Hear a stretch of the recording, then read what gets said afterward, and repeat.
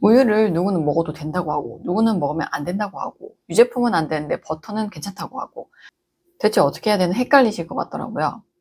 오늘은 기능학을 공부하는 신경과 의사의 관점에서 유제품에 대한 내용을 정리해 보려고 합니다. 저는 식단에 대한 가이드를 드릴 때 이런 기준을 가지고 있거든요. 내 몸이 건강하고 컨디션이 좋다면 음식을 엄격하게 제한할 필요는 없다. 그런데 내가 몸이 좋지 않고 컨디션이 안 좋고 어딘가 아프다면 일정 기간은 음식을 좀 제한한 뒤에 몸이 회복되는 것을 보면서 하나씩 도입해 나가는 것이 좋다고 생각하는데요. 음식을 제한한다는 것은 문제가 될 수 있는 음식을 먹지 않는다는 거죠. 우유는 문제가 될 수 있는 음식의 카테고리에 해당한다고 생각합니다. 오늘은 우유가 왜 문제가 되는 카테고리인지, 요거트, 치즈, 버터는 또 어떤 차이가 있는지에 대해서 정리해 드리도록 하겠습니다. 우유는 탄수화물, 단백, 지방이 섞여 있는 영양 성분을 가지고 있는데요. 문제가 될 수 있는 부분이 탄수화물, 유당이죠. 그리고 단백질, 카제인 단백질, 이게 문제가 될 수 있다고 생각하고 있거든요.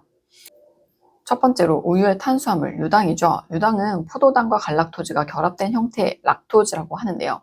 이게 소화가 되려면 이 결합을 분해하는 락타제라는 소화 효소가 필요합니다. 대부분 성인이 되면 이 효소가 없어지기 때문에 유당불내증을 경험하게 된다고 하고요.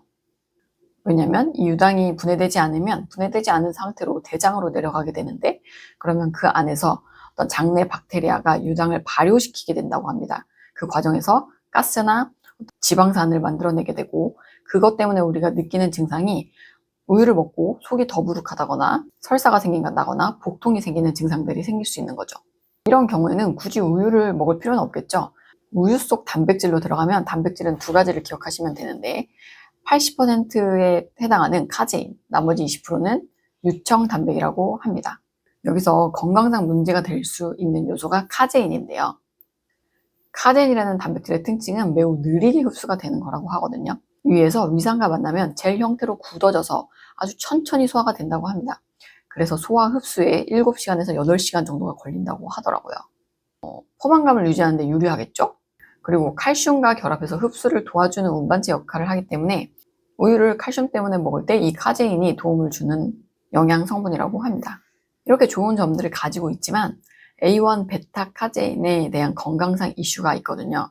소화가 어렵다 보니까 완전히 소화되지가 않게 된 경우에는 A1 베타 카제인 같은 경우에는 BCM7이라는 물질을 만들게 되는데요. 이 물질이 장의 염증을 유발하거나 장의 운동을 방해하는 요인이 되기도 합니다.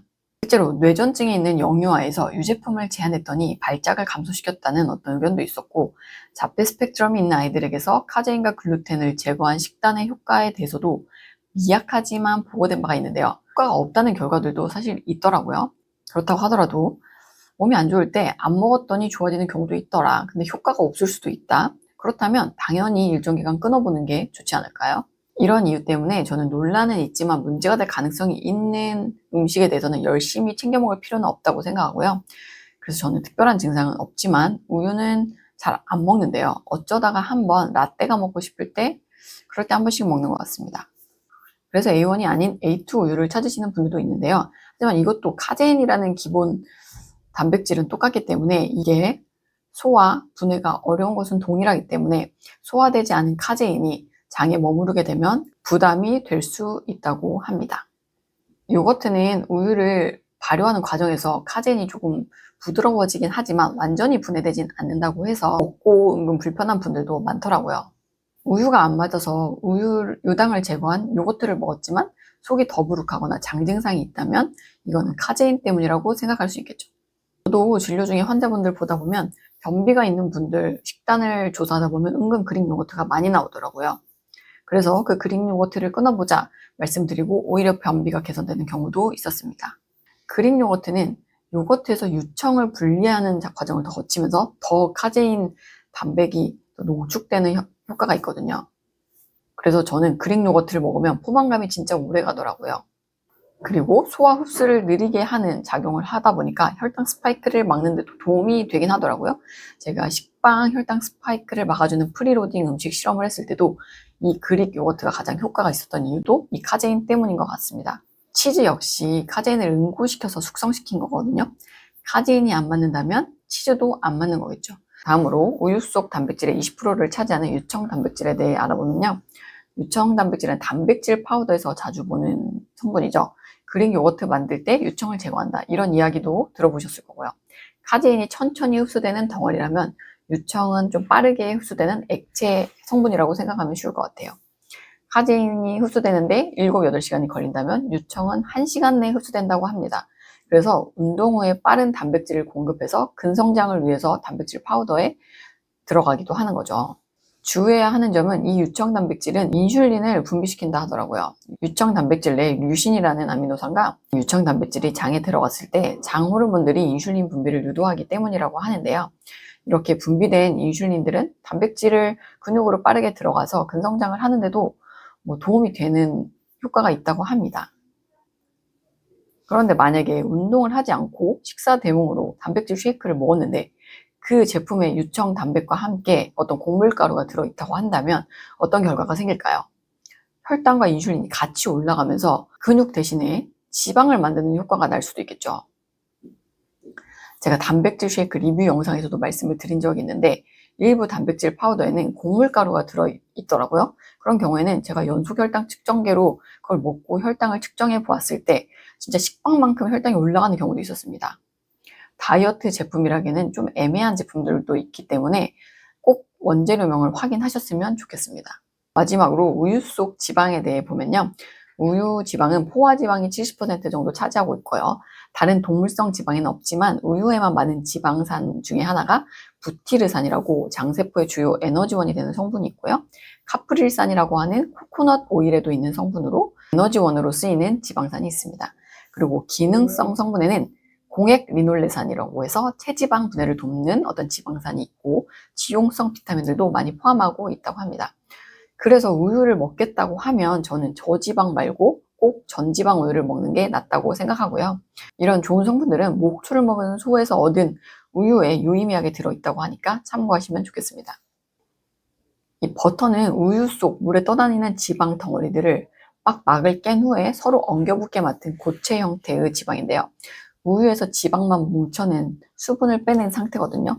그러다 보니까 우유 속 지방 성분이 더 농축되어 있고 대신에 우유에 있는 일부 수용성 비타민이나 미네랄은 소실되어 있다고 합니다. 그러면 이런 우유 속 지방, 버터를 조심해야 하는 분들은 어떤 분들일까요? 고지혈증인 경우에는 맥락에 따라 좀 다를 수 있다고 생각하고 그 부분에 대해서는 제가 버터 Q&A 영상에서 설명을 드렸으니까 참고해 주시면 좋겠습니다.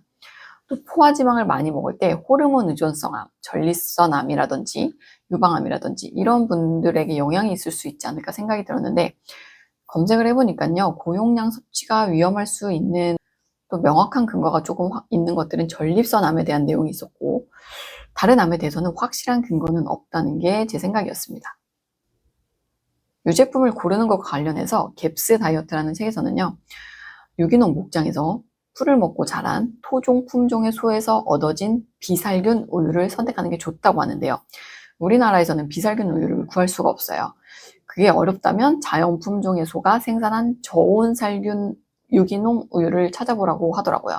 유기농, 방목, 풀먹은, 저온살균 이 정도 키워드를 가지고 찾아보시면 어떨까 생각합니다.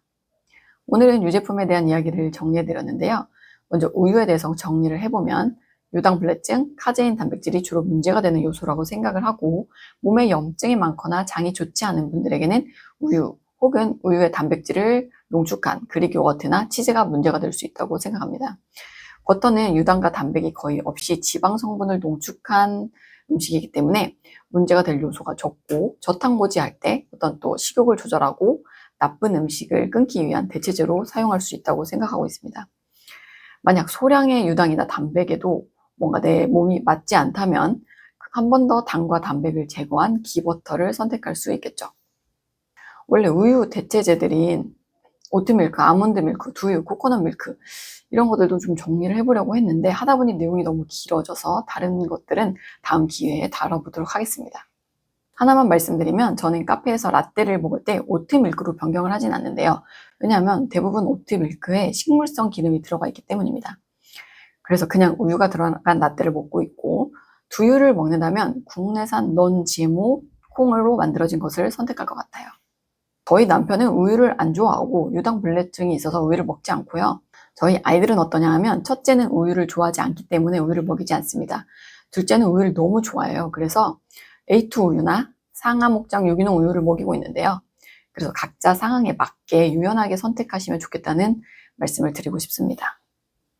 저는 신경과 박사까지 했지만 그동안 바로 내 앞에서 보는 환자들에게 도움이 되지 않는 공부를 더 많이 했다는 것을 깨닫고 기능학을 공부하고 있습니다. 앞으로도 내가 먹는 것이 나라는 것, 건강 회복은 먹는 것을 바꾸는 것에서 시작한다는 마음으로 도움이 되는 컨텐츠를 고민해서 만들도록 하겠습니다. 부디 여러분들이 건강해지시는데 도움이 되셨으면 좋겠습니다. 도움이 되셨다면 또 제 이야기가 더 퍼지기를 응원하신다면 꼭 구독, 좋아요 해주시면 정말 감사하겠습니다. 많은 분들이 먹는 것의 중요성을 더 많이 깨닫고 더 몸을 잘 챙기면 우리의 가정이, 우리의 사회가 더 건강해지지 않을까 희망해 봅니다. 오늘도 긴 영상 끝까지 시청해 주셔서 감사하고요. 건강하고 평온한 하루 되시길 응원하겠습니다. 감사합니다.